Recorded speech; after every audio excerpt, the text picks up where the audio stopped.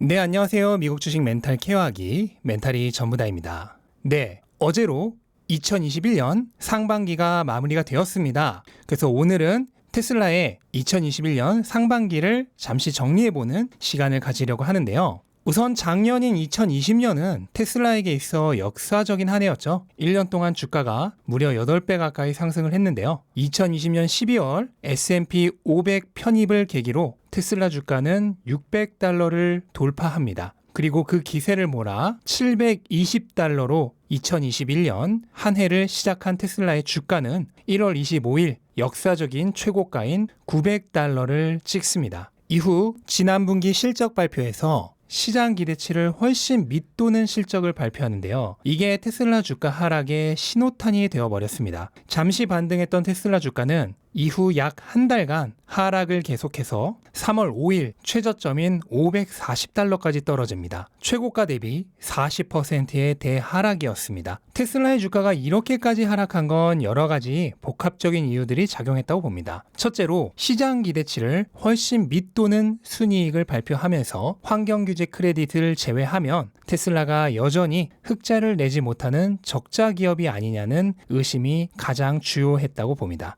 둘째로 경쟁자들의 부상입니다. 폭스바겐을 필두로 GM, 포드와 같은 레거시 오토메이커들이 공격적으로 전기 자동차에 대한 투자를 발표하고 새로운 전기 자동차를 공개했습니다. 뿐만 아니라 중국 전기차 업체들도 약진을 하며 중국 내에서 테슬라의 판매량을 위협하기 시작했습니다. 이로 인해 테슬라가 전기 자동차 시장의 유일한 승자가 되지 못할 수도 있다는 불안감이 커지면서 주가 하락을 부추겼습니다. 세 번째로는 차이나 리스크입니다. 테슬라는 중국에서 정보 유출 우려를 이유로 주요 국공립 시설에 출입하지 못하는 제재를 받았는데요. 이처럼 언제든 중국 정부로부터 견제를 당할 수 있다는 불안이 존재합니다. 또한 차이나 모터쇼에서 1인 시위가 발생을 했고 그 후로 언론과 SNS상에서 테슬라가 많은 공격을 받았는데요. 미국 문화와는 전혀 다른 이런 중국의 특수성으로 인해 결국 테슬라가 중국에서 살아남지 못하게 될 수도 있다는 불안감이 커지는 등 여러 차이나 리스크들이 대두한 시기였습니다. 넷째로 FSD의 추가적인 진척의 부재입니다.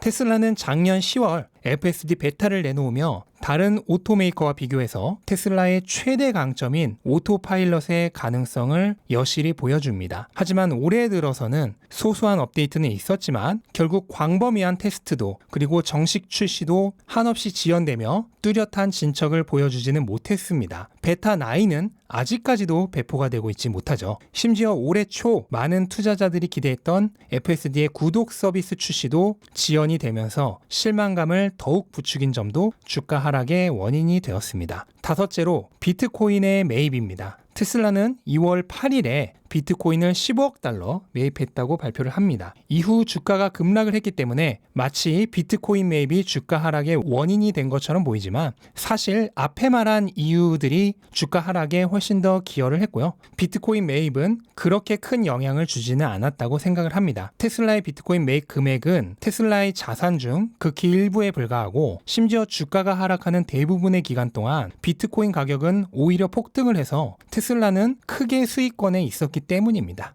하지만 분명 투자자들의 투자 심리에 부정적으로 작용한 면은 있다는 점도 사실입니다. 어쨌든 이러한 이유들로 $540까지 하락했던 테슬라의 주가는 이후 반등을 시작합니다. 그리고 4월 2일 테슬라의 실적을 모두가 부정적으로 생각하고 있을 때 예상을 훨씬 뛰어넘는 1분기 인도량을 발표하면서 주가가 다시 치솟습니다. 한때 $780까지 상승해서 다시 전고점을 향해 갈 수 있다는 기대감을 모두에게 심어주었습니다. 하지만 이후 1분기 실적을 발표하며 주가는 다시 힘을 잃습니다. 비록 시장 예측치를 만족시키긴 했지만 규제 크레딧과 비트코인 판매 수익을 제외하면 여전히 부족하다는 것이 시장의 평가였습니다. 이후 주가는 다시 하락을 시작해서 결국 전저점인 $540 근처까지 또 한 번 떨어집니다. 두 번째 하락기죠. 이 두 번째 하락기에서는 또 새로운 이슈들이 테슬라를 괴롭혔습니다. 첫 번째로는 기가 베를린의 지연이죠. 원래 7월 완공 예정이었던 기가 베를린은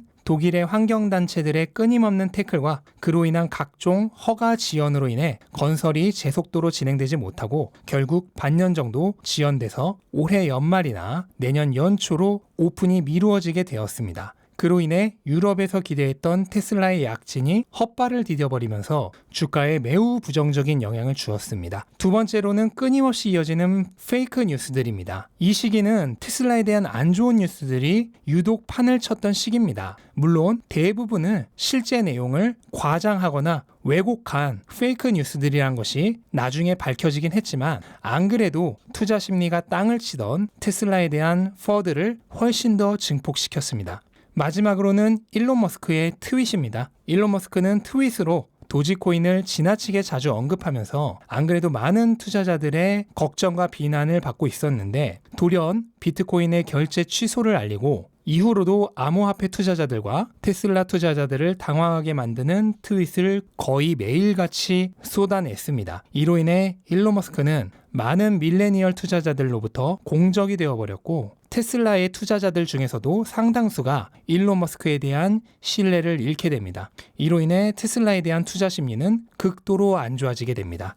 결과적으로 주가는 바닥을 찍은 이후에도 좀처럼 회복하지 못하고 한 달이 넘는 기간 동안 바닥권을 헤매게 됩니다. 하지만 주머니 속의 송곳은 결국은 주머니를 뚫고 나오는 법입니다. 테슬라의 주가는 낮은 투자 심리로 상방이 막혀버렸지만 점점 개선되는 실적과 그로 인해 상승하는 기업 가치로 인해 주가의 저점이 조금씩 높아지게 됩니다. 그리고 결국 밑에서부터 올라오는 압력을 견디지 못한 주가는 저항선을 뚫고 위로 치솟습니다. 현재 주가는 다음 저항선인 $700의 벽에 막혀 있습니다. 그리고 모두가 다음 이정표인 2분기 인도량 발표와 2분기 실적 발표를 기다리며 숨을 죽이고 있습니다. 테슬라가 모두를 만족시킬 뛰어난 실적을 발표한다면 주가는 이 벽을 뛰어넘어 다시 날아오를 것이고 모두를 실망시킨다면 반대로 다시 긴 인내의 시간을 거쳐야 할지도 모릅니다. 고통과 인내의 시간이었던 테슬라의 상반기, 과연 하반기에는 그 시간을 견뎌낸 투자자들에게 달콤한 과실을 내어줄지 아니면 또 한 번 견뎌내야 할 인내의 시간이 될지 결과는 지나보면 알 것입니다. 그리고 그 새로운 레이스의 시작이 바로 오늘부터 시작됩니다.